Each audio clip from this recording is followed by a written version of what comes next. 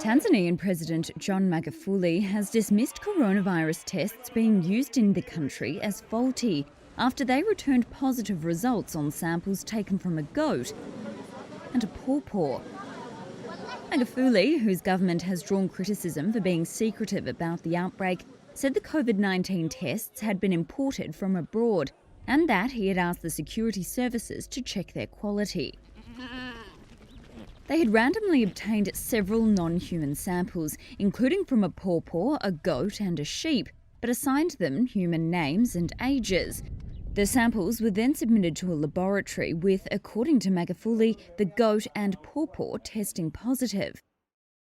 At an event in northwest Tanzania, Magufuli said this showed that some people were being told they had the virus when they had not been infected. The president also said he was sending a plane to collect a cure being promoted by Madagascar's president. The herbal mix has not yet undergone internationally recognised scientific testing.